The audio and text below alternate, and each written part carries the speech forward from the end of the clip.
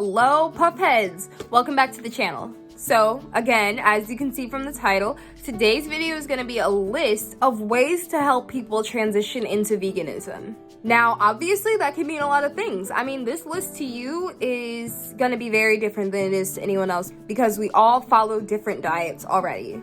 And also, I would like to clarify that this video is just supposed to be informative for anybody who wants to do that. I'm not saying that, like, you have to be vegan. I'm not saying that there's anything wrong with your current diet. Not sending any hate, no, like, bad energy here. That's not what this is all about. But if you've ever been curious about making that transition, or maybe you're just kind of wondering how people got from eating animal products to eliminating them totally from their diet, then this is the perfect video for you. So stay tuned. I hope you enjoy it, and let's go ahead and get in.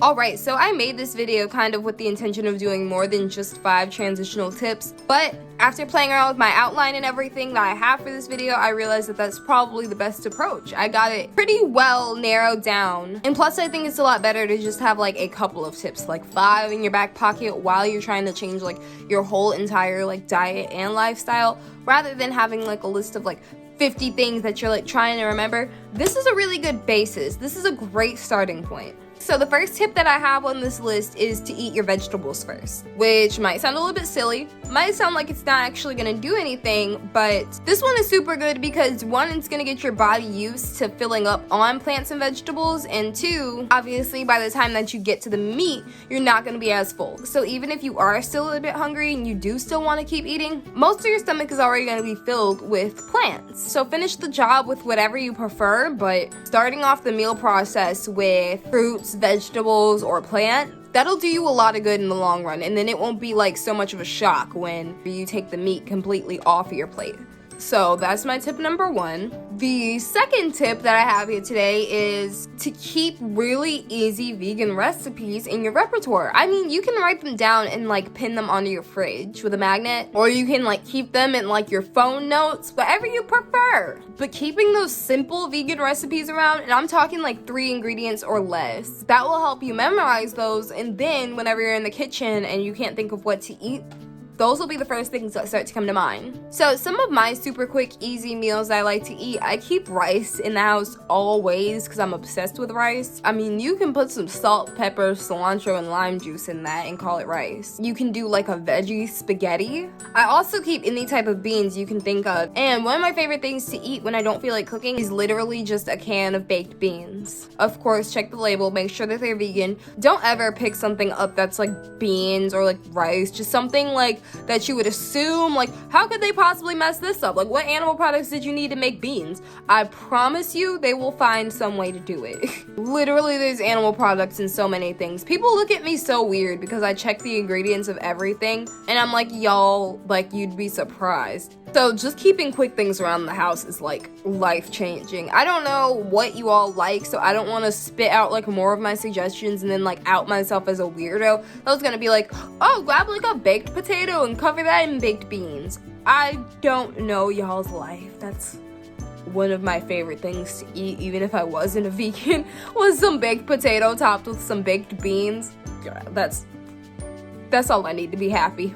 Like salad with banana peppers just to give it a little bit of spice. Sometimes you gotta get creative, but there are videos on YouTube. I may eventually, probably will eventually post a video of just some of like the fastest meals that I can think of that are vegan. Super great for the transition. Fun fact, take some Oreos and some plant milk, stick those in a mug, spin around a bit, give it a minute in the microwave, and you've got yourself a mug cake. Or some people call it a mug brownie. I've only seen my friends do this and didn't want any because I used to not like Oreos, but it's a thing. And I've checked all my groups. It works perfectly fine with any plant milk.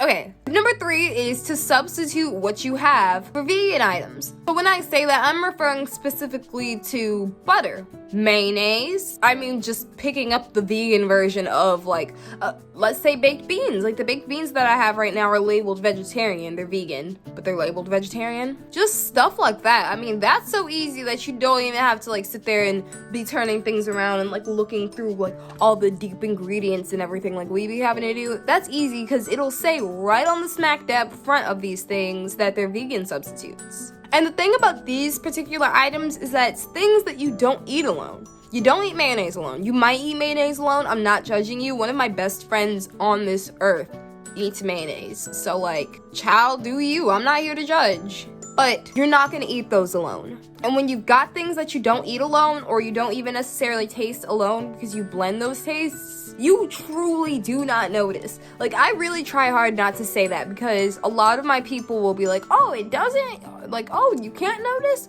And they'll try it, and they're like, yes, I can. But that has not been my experience with the, like, sauce, or, like, I don't know how to phrase it. Does butter and cheese, like, ingredients, just ingredients, I guess, whatever.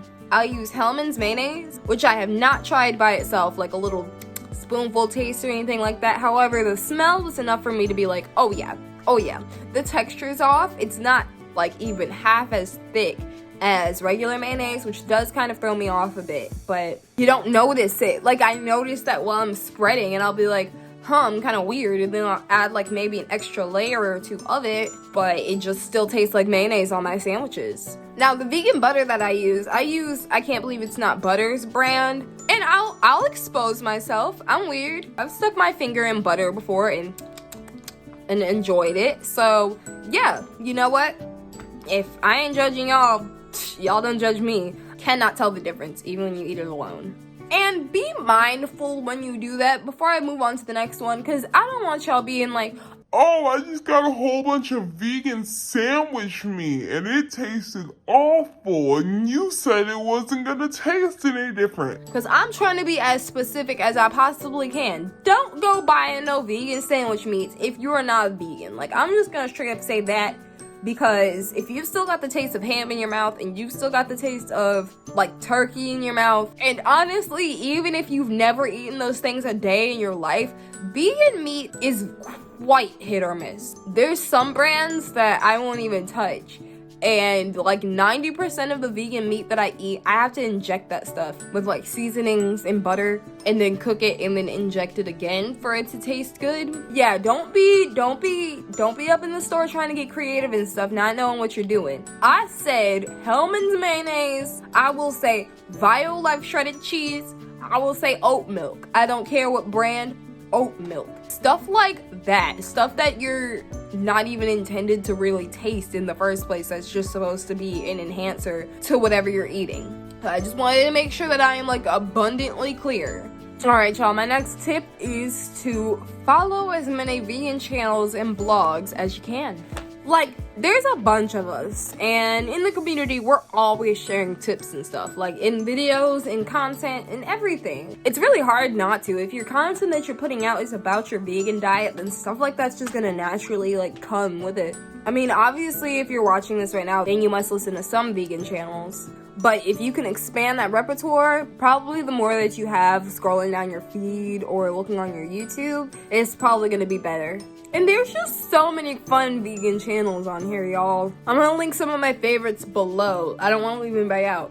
Now, the last tip that I have on this list, I actually saved this for last because this one comes with a lot of disclaimers. So the tip is to get on Facebook, type in vegan, and join whatever groups look the most interesting to you. But I'm gonna be honest with y'all. Some of them groups are really shitty. Some of the people, some of the moderators of those groups are really shitty. Some of those groups allow racism because they feel like it doesn't matter because it's, like, about veganism. I don't know, y'all. I don't know what your life is like. I don't know what your opinions are like, but I know that I've got a list of probably 50 reasons why I made this channel.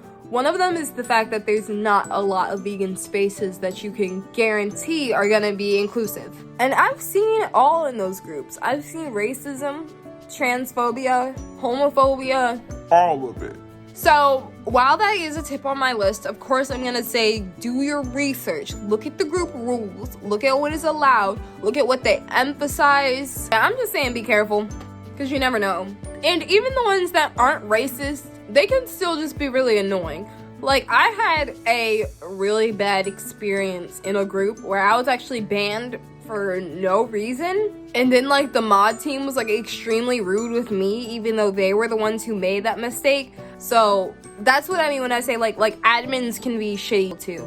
just make sure you know. 2 groups that I will plug right now, though, are What Broke Non-Racist Vegans Eat. That's my favorite group. Like, I'd be wanting to, like, promote my channel on there and stuff so I can have people from the group on here. But I'm so nervous.